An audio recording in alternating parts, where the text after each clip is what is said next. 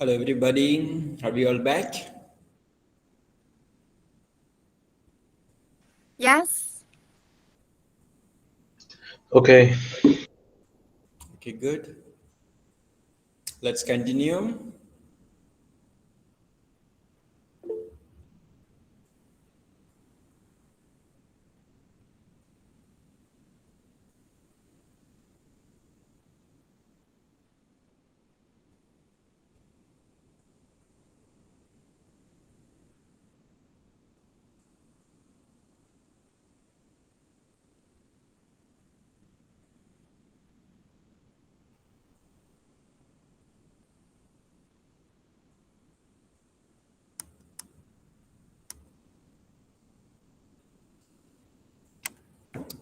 All right. So we were looking at rituals, if you remember, and we have taken specific examples related to marriage and funerals.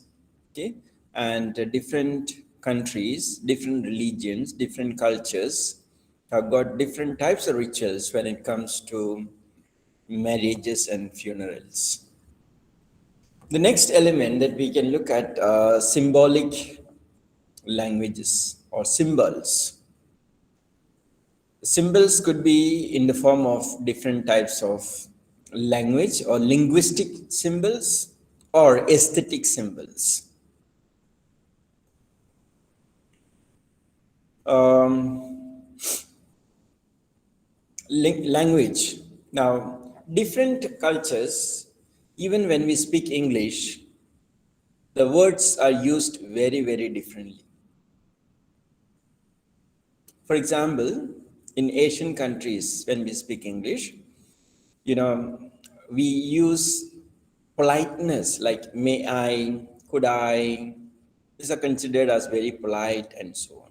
Even in UK, it's the same. But when Americans speak English, it's more of a straight language. Like, for example, can I have this? It's quite straight. That element of may I, could I may not be there all the time. They feel it's not required to have this kind of elements when they talk. They can talk straight because they are more like a low context culture. So they don't believe in adding this kind of extra words when it comes to their talks. Same way, aesthetic symbols are very, very different. That's why even you look at the medieval periods art, the paintings, they all were very, very different.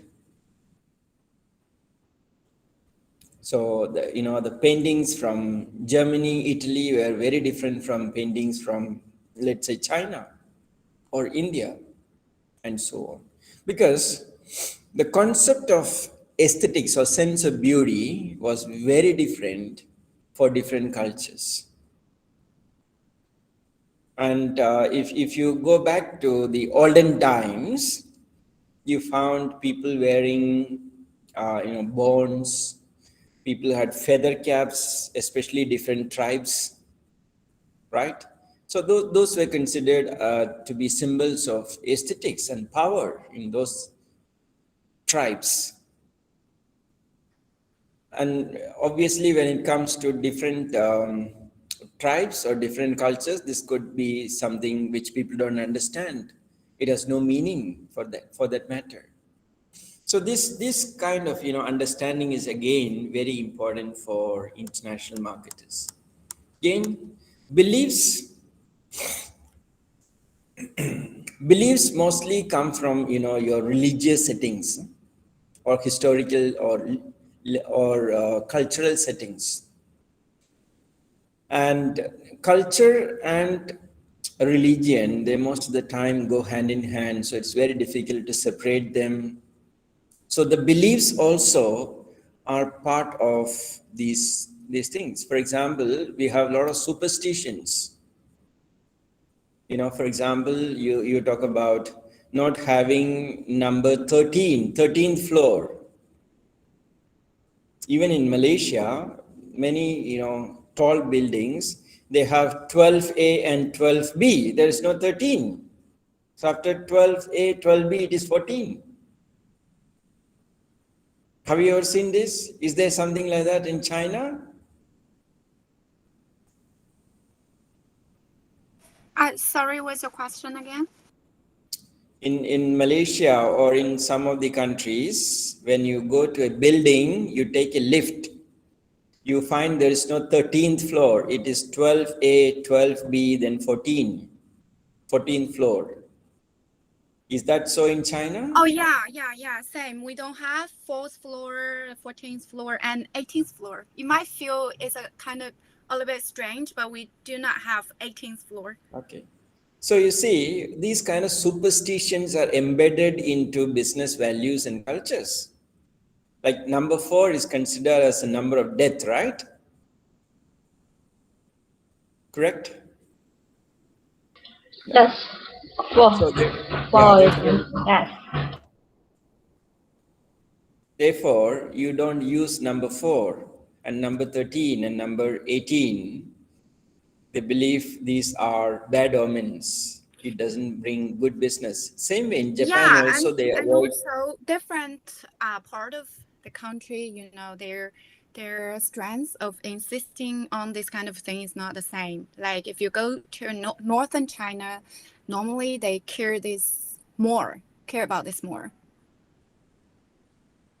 Like for Okay. example, if you go to a grocery store and the price is ending with the number 4, like 14 or like 24, normally they'll ask you to change a little bit. So normally they'll say it's for 12, or the customer will just say, okay, I'll give you 15 sometimes. Absolutely right. Many of the hotels also don't have, room number 4 or room number 13. Correct? And especially hospital. hospitals also. Okay, interesting.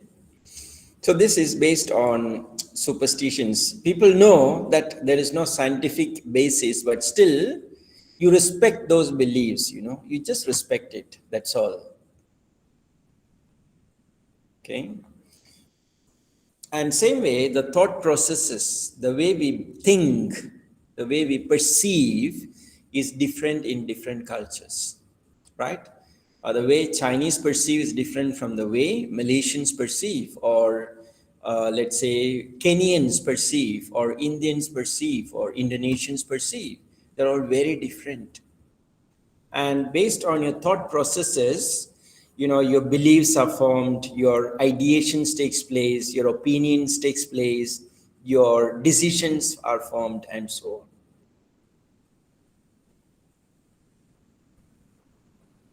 Then comes religion. The most important part of culture is religion. Every religion plays a dominant role when it comes to cultural values. They're embedded. You cannot separate. It's very difficult to separate religion and culture, because most of the cultural values are carved out from the religious sentiments or beliefs. Let's look at some of the examples.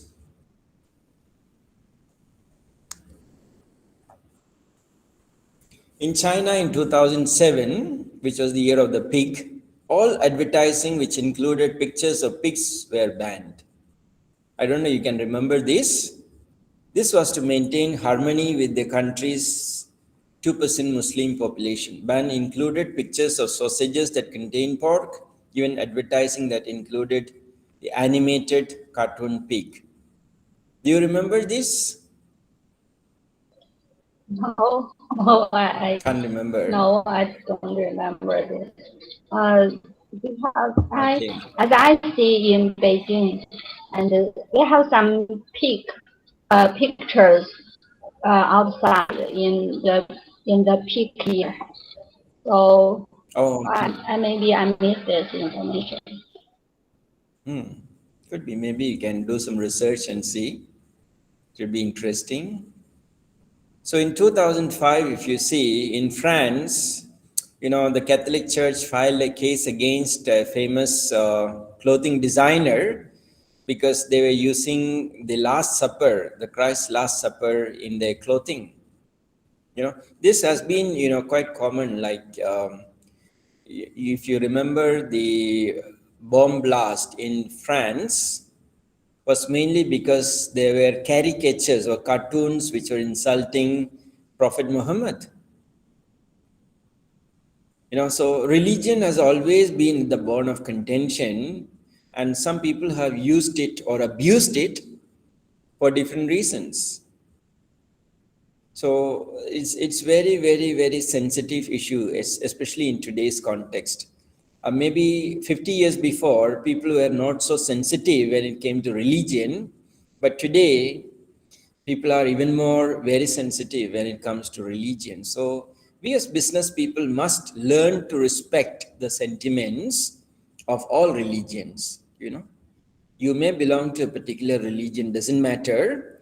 Learn to respect the other religions. So your product, your advertising, they shouldn't, in any way harm or disrespect the other religion. Okay. So if you look around, there are a lot of contentious advertisements on, be it on Christ or Prophet Muhammad or Hindu religions. There are a lot of issues relating to that, and every time there were big fights over these issues. So you can very well do some research and you can find number of instances where there. Customs. So again, customs and religions go hand in hand, right? A lot of customs came from religious beliefs. Like we have Easter egg, it's a custom.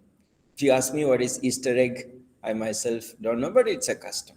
Christmas tree, Santa Claus.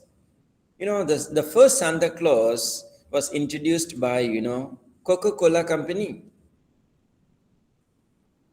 Santa Claus, the idea of Santa Claus came about from Saint Nicholas. Saint Nicholas, he liked children, so he would give a lot of chocolates during Christmas to kids. So from there, they came out with a character called Santa Claus.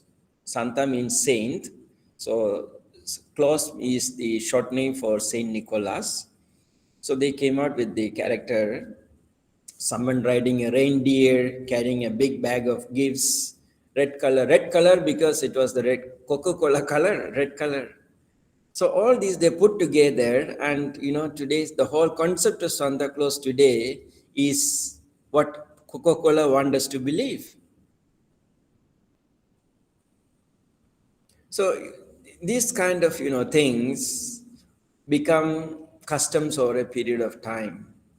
Even in some customs, when newborn babies are born, people cry, saying, the child is born into this world and going to go through sufferings, pain, and, all those things. And when people die, they laugh, saying, his pain and suffering is over. Now he's going into a world without pain and full of joy and so on. In marriages, we have so many customs. Each religion has its own customs. Death, we have different customary practices, like prayers after certain days, the way we bury people, burial customs, after burial, what prayers we do. After 1 year, there's a prayer. These are all customs. Then celebrations of religious events like Ramadan, Easter, Christmas, fasting, eating veg and non-veg. These are all customs, right? Like, for example, Hindus, they are more vegetarian in nature. Now, if you go to Middle East, people are more non-vegetarian in nature, because Middle Eastern countries are more desert countries. It is very difficult in those days to get vegetables because it's a desert, and meat was abundant those days. Desert animals and so on and on. So they were more meat-eating people, whereas India was a green country, and we had abundance of vegetations and vegetarian food. and people never felt the need to, kill animals and eat. So they became non-vegetarians. So you see, all these things, all the customs, if you see, come out from the prehistoric background that we have, And then slowly they are embedded into religion so that these customs will remain as customs, so nobody will question these customs. So if you look back at each religion, the customs that we follow has got its own, rational logic. Sometimes you feel like questioning and so on. But what is the bottom line is, as an international marketer, do we respect these customs? Do we design our own strategies around these customs, beliefs, and rituals and symbols? Or we don't regard them, we just disregard them and so on. Different cultures have got different customs of gift giving and hospitality. Gift giving could vary from country to country. In some countries, giving gift is considered as okay. In some, it is not so. Then your communication, how do you communicate? Your verbal, non-verbal communication. In some cultures, you are not expected to look into the eye of the other person, especially if they are superior. You have to look down and talk. That is acceptable. Whereas if you go to Western countries, you are not supposed to look down and talk. You must look at the eye and talk. That's very important. In some cultures, when they talk, there is no expression on the face, so you don't know what does it mean. In some cultures, there's so much of expression, that's very difficult for you to understand. In some cultures, they use excessive hand usage, too much of hand movements. In cultures, some cultures, the intonation means the way you articulate your words are important. In some cultures, your body positioning is important. How do you posture? That's important. So dress, again, different cultures, some cultures covering the whole body is important. Some cultures, minimum dress is considered to be fashionable and beauty. In some cultures, you are not supposed to use your hands when you talk. Some cultures, you must use. In some cultures, you must bring in maximum facial expressions, and every expression has got a different meaning. For example, Indians tend to shake their head from side to side like this when they say, yes, yeah, I understand. But in some cultures, side to side means a no. You understand? And in India, if they want to say no, they'll say like this. So, and this can be an yes or a no. Very difficult to understand. So a nodding downwards, sideways, the shaking of the head, they're all very different from custom to custom. Very difficult sometimes to understand it. I don't know whether you have ever come across this issue. Maybe a high context culture, you shouldn't be looking into the eye, especially of your superior or your parents when you talk. You must look down and talk. That shows your obedience. Yeah, the way you greet. Some cultures, kissing on the cheek, kissing on the lips, handshake, hugs, bows, they're all different. For example, in Chinese culture, you are supposed to fold your hands and bow, right? That's a gesture. You're not expected to go and kiss or hug anyone. But in Western culture, you go and hug people or kiss people. Or some cultures, you shake hand. But now after Corona came, nothing is allowed. You stand far away and say Now we use hello, our eyebrows. right? Or you just bow. We use our eyebrows. Eyebrows. Some people use their legs to shake hand. Are you Right? kidding? So how do you use your eyebrow? Like this, you raise your eyebrow. Yeah, that's what we do. Okay. Okay, interesting, right? Because you can't see the smile anymore. Yeah, nowadays it's very difficult even to walk without a mask. You know, people are so used to the mask, they will feel very uncomfortable without a mask. Yeah, that's very interesting. And again, the way we use perfumes, that's also different from country to country. Some countries, they prefer very strong perfumes. Some, they like very light perfumes. Okay. In some cultures, physical contact is very important while doing business. Physical contact means shake hands, touching, so when you see, when global leaders meet, how do they shake hand? That shows their intimacy. For example, sometimes it's a very formal handshake only. Sometimes they touch the other person's shoulder while shaking hand. Sometimes they hug one another. All these are messages that are sent across, about the political alignment between countries. So it is a mere handshake that shows that's very formal relationship. But if you're holding others' elbow and shaking hand, there is certain warmth. If you're hugging your another politician, that shows even closer relationship. So all these are understood in different context in a political or business setting. Okay, so certain cultures, physical contact is a must to do any business. If you don't shake hand, you can't do business. You understand?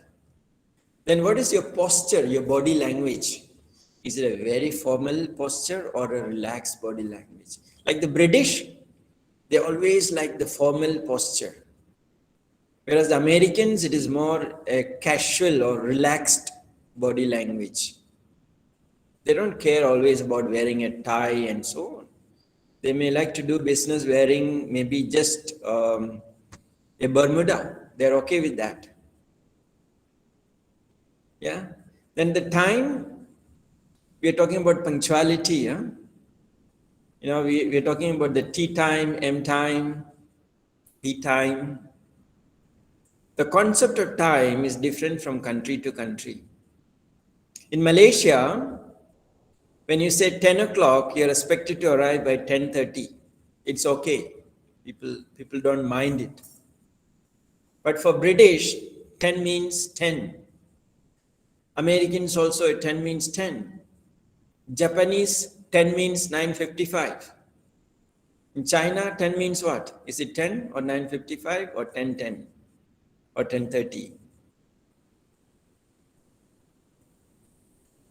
Is it okay to come late?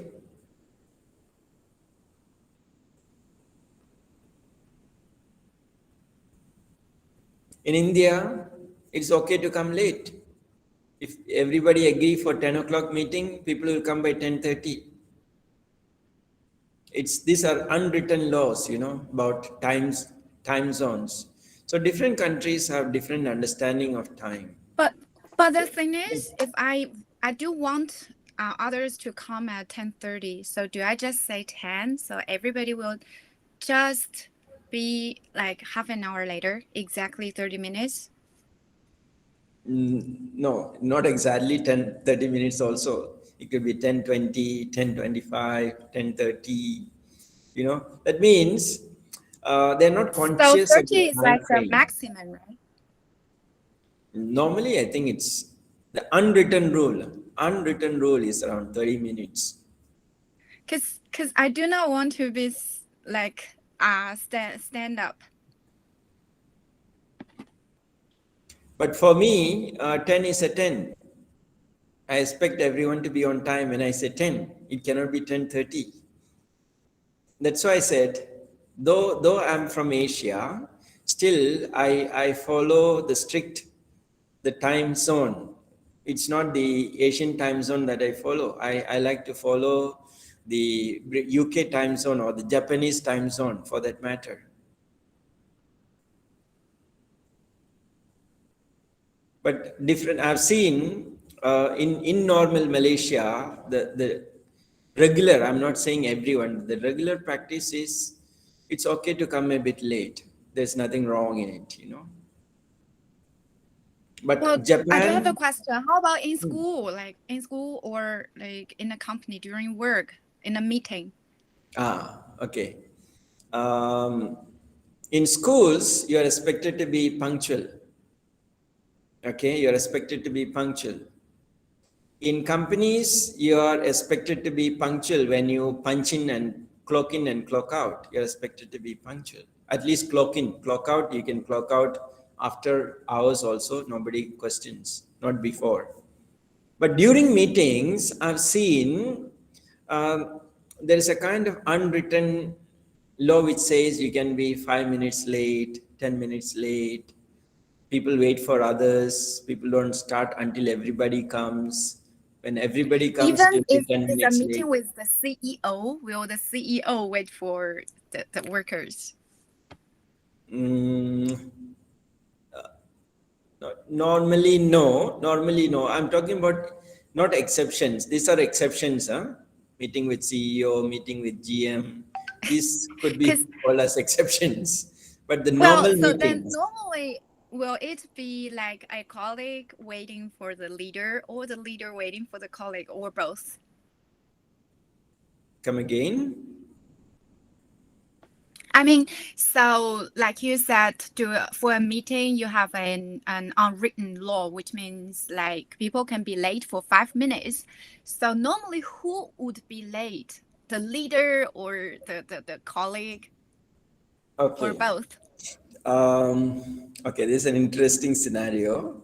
What I see is maybe the leader expect that everybody to come 5 minutes late, so he comes after everybody comes. Sometimes, not Okay, so every time. Huh? so the leader expects everybody to come 5 minutes late, and then he himself would come like 10 minutes late. Sometimes, not every time. Huh? Sometimes it again depends on the leader, who the leader is. Okay, there are some leaders who come before time. 10 o'clock meeting, they are there 9:55. There are leaders who come exactly at 10. There are leaders who may come 10:05. So what is the time zone people follow? You know, there's no standard way to define it, but I think this comes from their individual experiences, the culture that they come from. You know, all those define this. But every organization has its own culture. You know, so what is the culture the organization follow? Is it a relaxed culture or a rigid culture when it comes to time? You know, that also matters. So I wouldn't say the whole of Malaysia has got the same culture, because some companies are dealing with, you know, their foreign partners. So they need to follow the foreign partners' time. So you can't be late or early. You have to be on time. So there are so many variables involved in this process. But in general, I find most of the Asian countries, except maybe Japan or Singapore, you find there is some relaxation when it comes to time. How about China?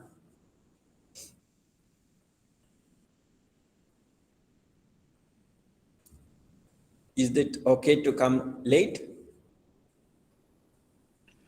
Well, I think it depends. Depends on what kind of scenario we are in. Like if it's an official situation, and then definitely we are supposed to be on time. If it's just like hanging out with friends, maybe you got stuck on the way, it's forgivable. But normally we also expect everybody to be on time. Yeah. If you look at Japan for that matter, Japanese just follow the clock, you know. The trains leave exactly on time, not even 1 second late or before. And Really? people, So trains are never late in Japan? pardon? I Oh mean, yes, trains are never late in Japan. You can study that. really, that's They have unbelievable. somebody called, you know, there are people who are there, push people, you know. Let's say there is a huge crowd waiting to get in. Their job is to push people into the train. They just push people inside. so that people Well, can here's get the in thing, time. like in China, we have train system, we also have subway or railway system. For subway or railway, they are never late. But for train, they are sometimes late. And also for like airplanes, speaking of airplanes, sometimes that will also be delayed. Airplanes very difficult because there are so many other external variables involved. But trains and buses, to a large extent, is within our control.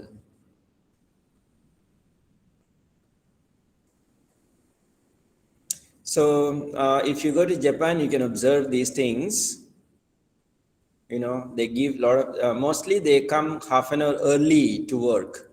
They come early, they set their place, they sit down, clean their place, they do everything. But in other countries, I see, especially India, 10 o'clock, so people come by 10:30, 11 o'clock, you know, especially government offices, nobody cares.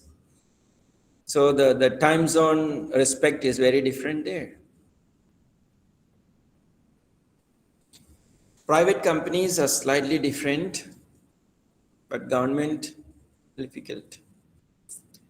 Let's look at some of the language blunders. You know, when you translate messages, it can sometimes be very, very, you know, blundersome, yes.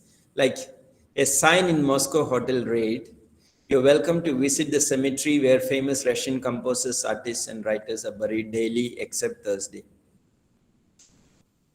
So what they want to say is, you are welcome to visit every day except Thursday. But the meaning is, you know, composers, artists, and writers are buried every day except Thursday. So your language is very important, you know, when you translate. Tokyo, you're respectfully requested to take advantage of the chambermaid.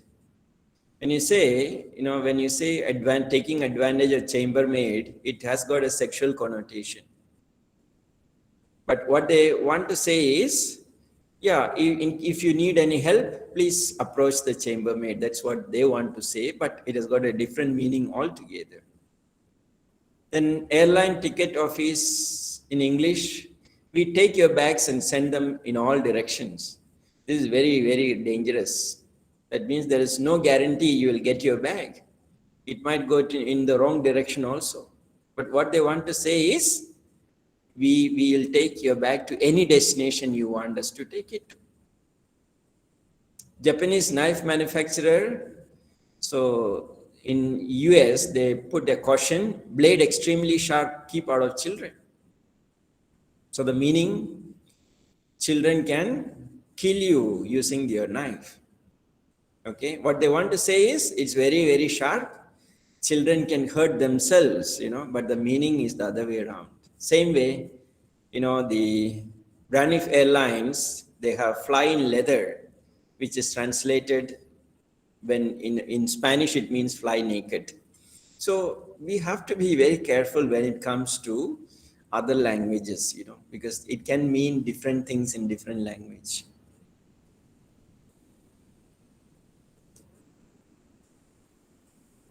So these are the different religious concentrations globally, if you see. Like Russia and some of the Europe has got Eastern Orthodox Christianity, and the blue color shows a mixed Christian. Then China is mostly the Buddhist or Confucian. India is more Hinduism. Okay, then yeah, America, Canada, Australia, part of Africa, it's a mixed Christianity and so on. So you can see how different religions are in different areas. Okay, and if you look at most of the African and Middle East, Islam, you know, then you also look at Indonesia, Malaysia, all these countries, it's more predominantly Islamic. Pakistan, Afghanistan, and so on.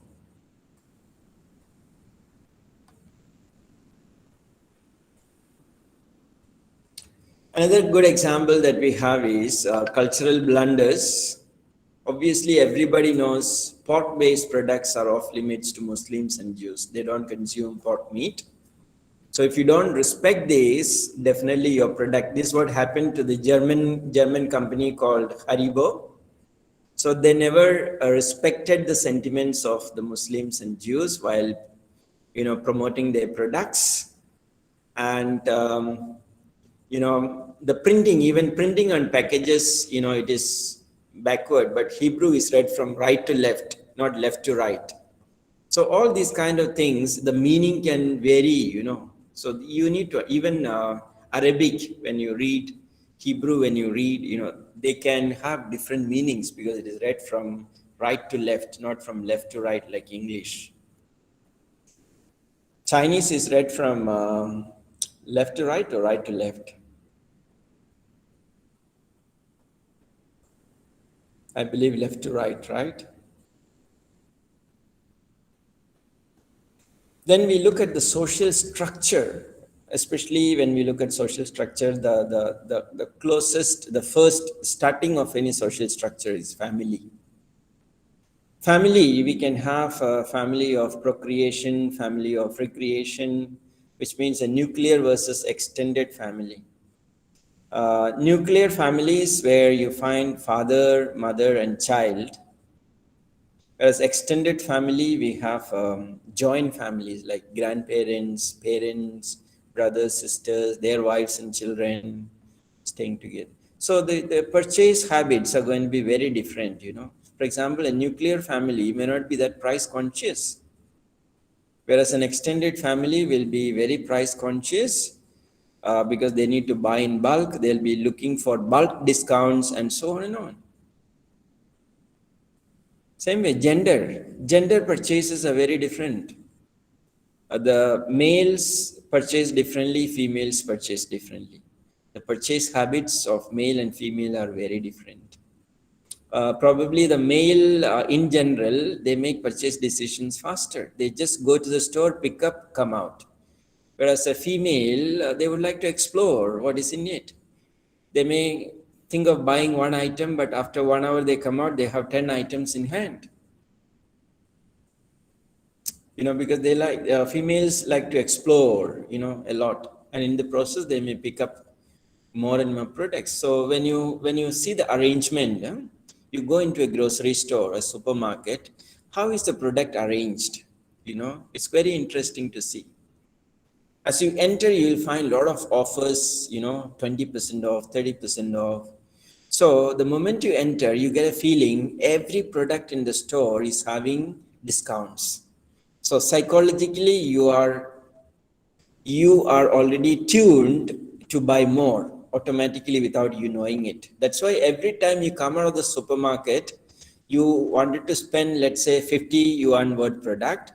But when you come out, you see you bought maybe 100 yuan or $100 and so on. So this is what retailers try to exploit most of the time, and they keep products at your eye level, products which are more expensive, and products which are cheaper may be hidden behind or at the bottom rack and so on and on. So everything has got a meaning. Those working in retail sector will know the product placement, something called product placement in retail store. Okay, so everything positioning is very important. Then social status, you look at the social status. Social status differs from country to country, culture to culture. Social status can be shown with the help of the products that you use, the clothes that you wear, the cars that you have, the house that you own. They all are social positions or social stratifications.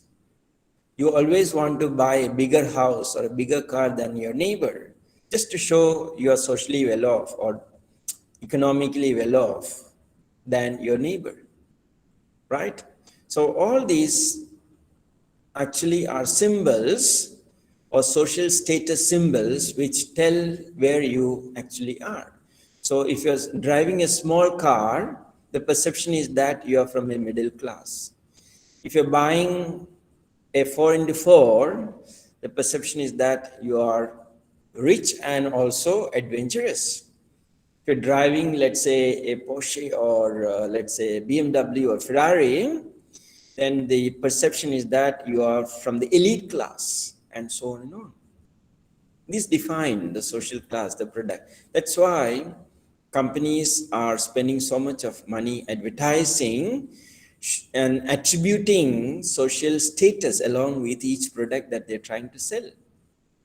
So when you're buying a product, you're not just buying a product, you're buying what? You're buying prestige, you're buying social acceptability, and so on and on, most of the time. That's why they become more expensive in the process.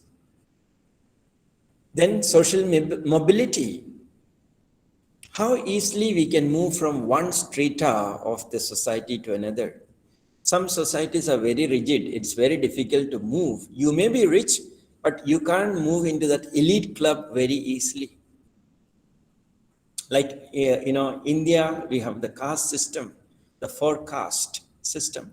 So the caste system has classified people as different social class. If you belong to this caste, let's say Brahmins, Brahmin is the topmost caste. Okay, you are educated, you are closer to God. Kshatriyas, you are the warrior class, you go and fight wars. Okay, then Shudras, the lowest class, which says you do all menial work, dirty jobs. You are the lowest in the society. So it's very difficult for you to move from one caste to another. A Shudra can never become a Brahmin. He cannot become a temple priest, So those kind of things were well defined. And as a result, the products also were designed keeping in mind these kind of class systems or caste system. You look at the class system, we have middle class, upper class, lower class, economic status. That shows the economic status. Okay. So if you are in the middle class, mostly, you are a working class, your product preferences are limited. But if you're in the upper class, you are quite rich and you can afford all luxury products and so on and on. And if you're in the lower class, you will be focusing on your survival. Mostly you want to buy some food and basic necessities in life. So, as an international marketer, your product is targeting which class, which market, which type of market, which type of customers, customer segments. This is very important to identify. If you're targeting and positioning your product to the wrong segment of the market, segment means the type of market or the cluster of market, that will definitely be the death knell for you. So understanding the social structure, then placing your product accordingly and advertising accordingly is again very, very important when it comes to international marketing. Again, education. Education is an important parameter. A lot of countries are talking about brain drain phenomenon, like China. A lot of people are moving to Europe, UK, US, India, same brain drain. A lot of educated people, technically educated people move to other countries. Now, why is that brain drain? How is brain drain affecting country's economy? The purchasing power, product preferences. These are the things that we need to understand.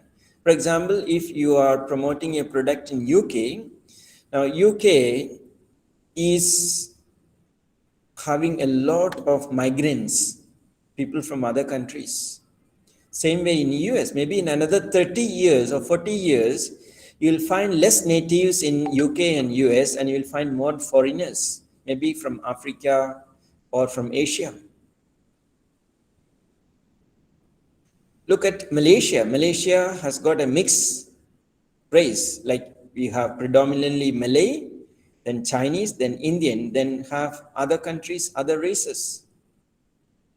So if you're targeting your product in Malaysia, do you categorize all these three and take care of them? Or you only target only one specific segment of the market? These are things that we really need to understand.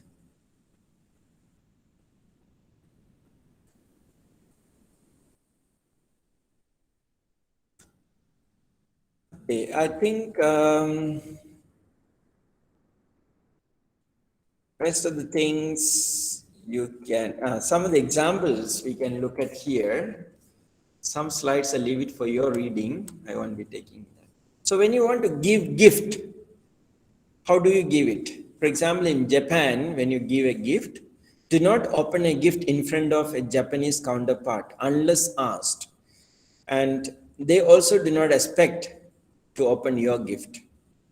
Avoid ribbons and bows as part of the gift wrapping.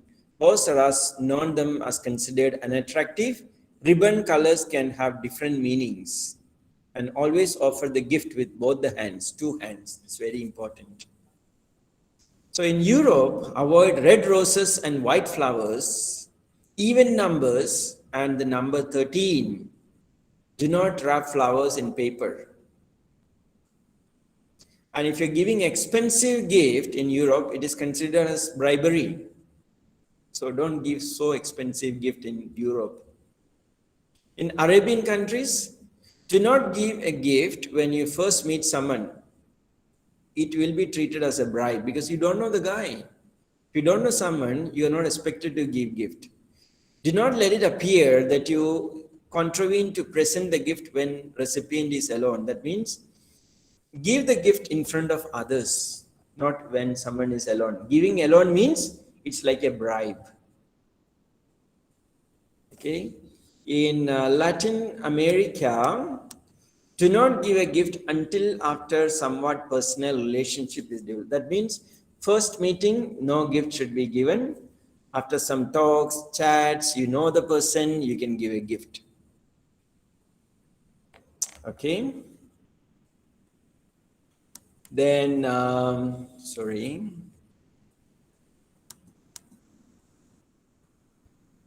Then China, never make an issue out of gift presentation.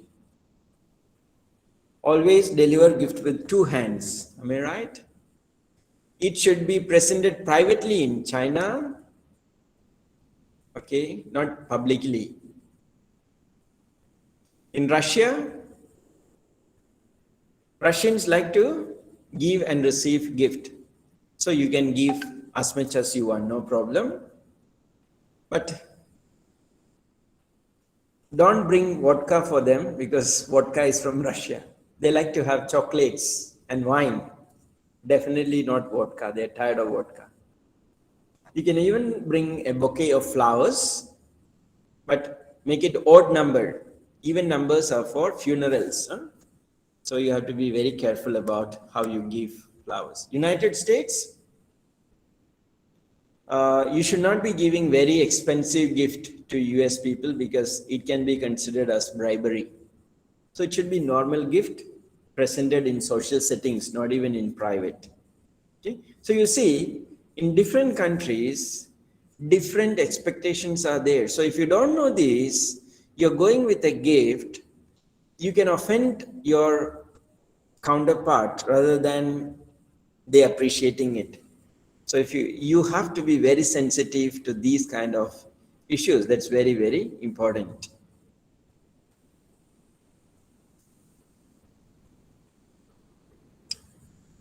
Okay, yeah, I think I end my class here. So some of the slides are skipped for you to read. Please go through them when you get time. Do your reading, read the ebooks. If you have questions, always you can come back to me. I'm open to discussions. Any questions for today?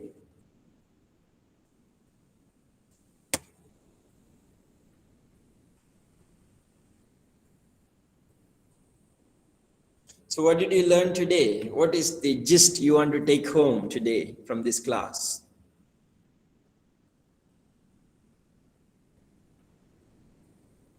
Anybody?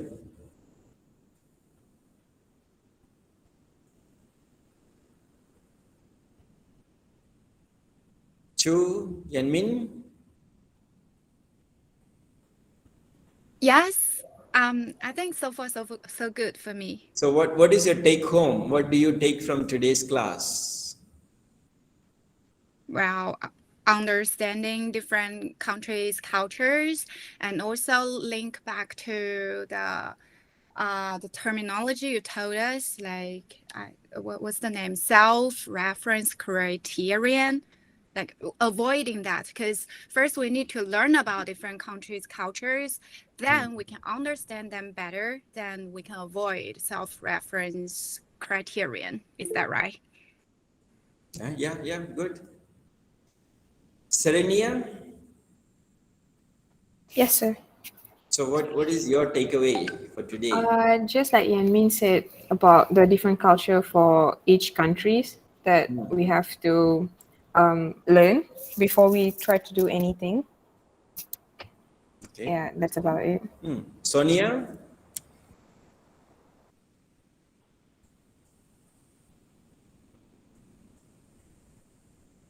Sonia is not responding. So Sonia is not in my class, I believe, today. I can mark her absent.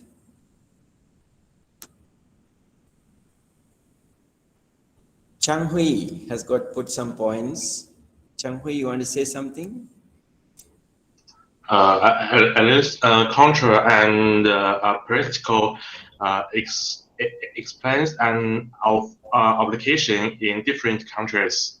That's all. Thank you.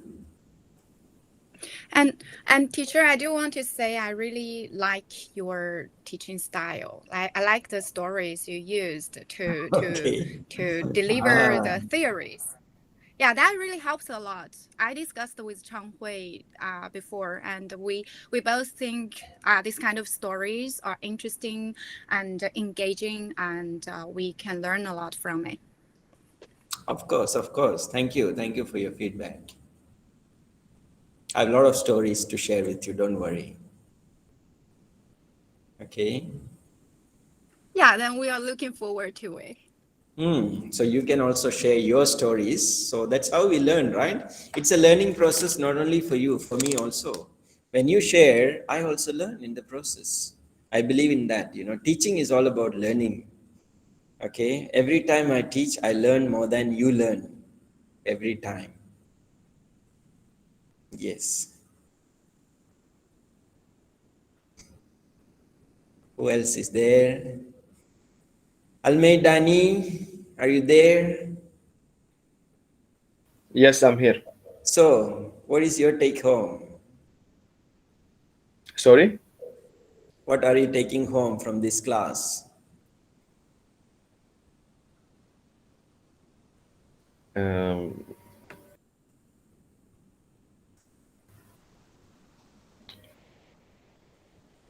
Nothing. No takeaways.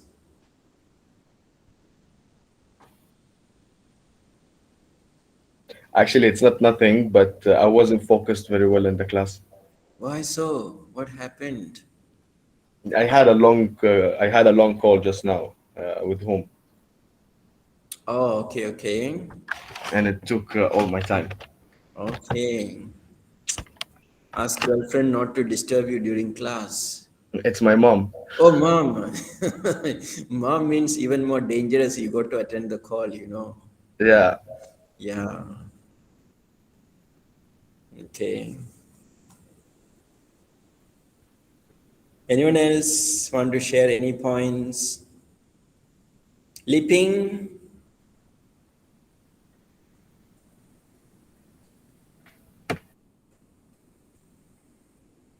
Yifen?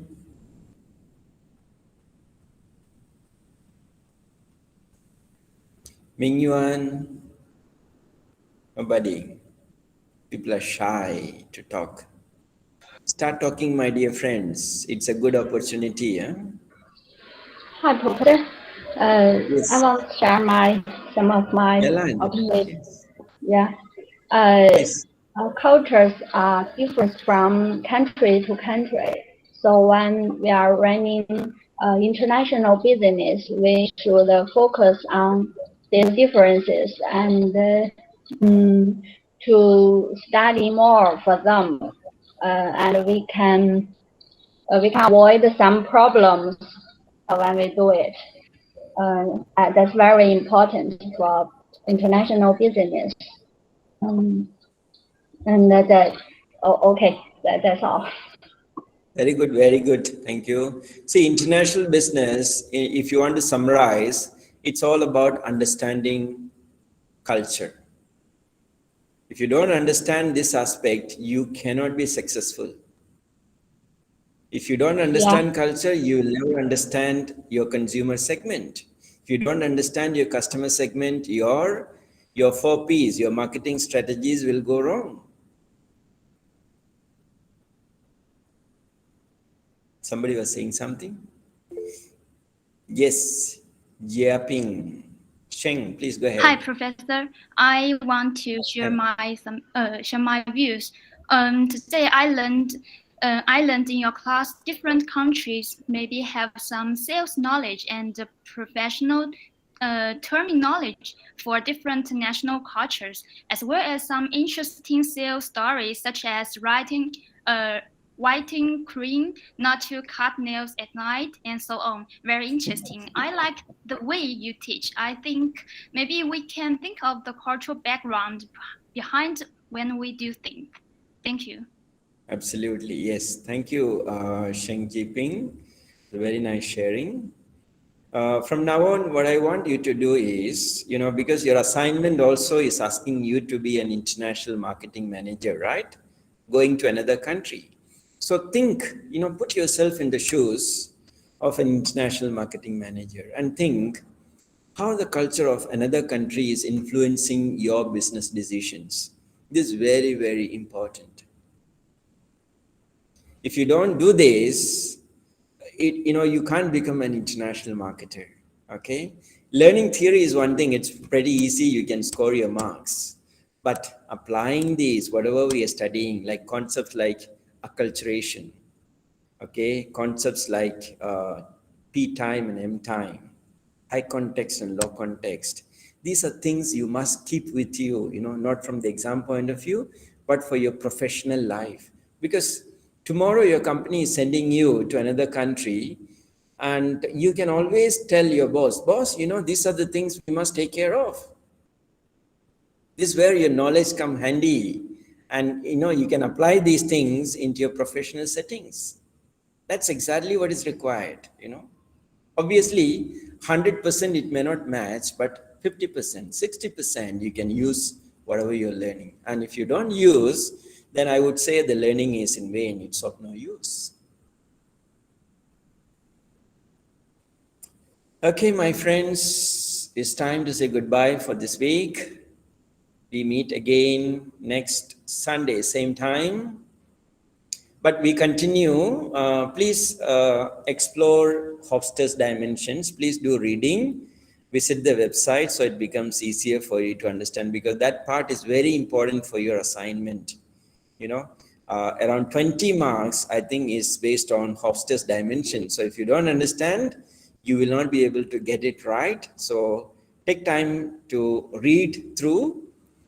Visit the website, understand and explore it, and so that we can have a better discussion when we come next week. I'm sorry, teacher. Which website are you talking about?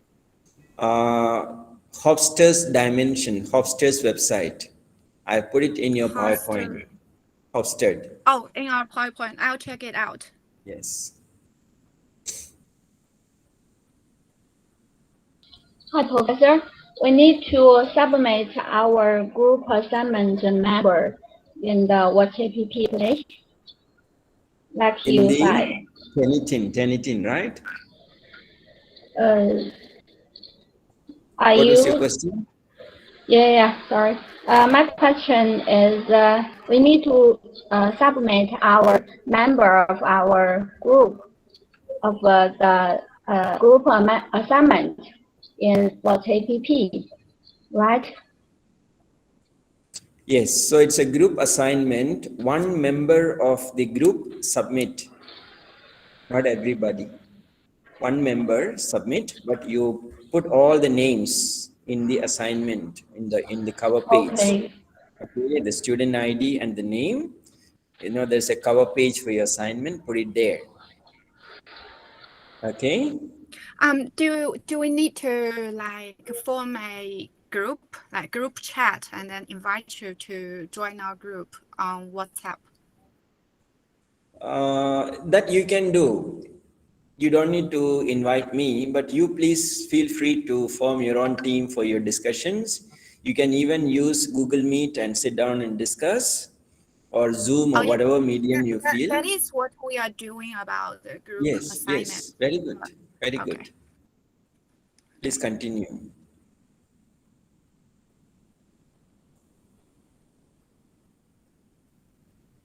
Okay then, goodbye everyone. All of you stay safe, take care, and see you next week. Bye-bye. Okay, thank you, teacher. Enjoy your day. Thank you.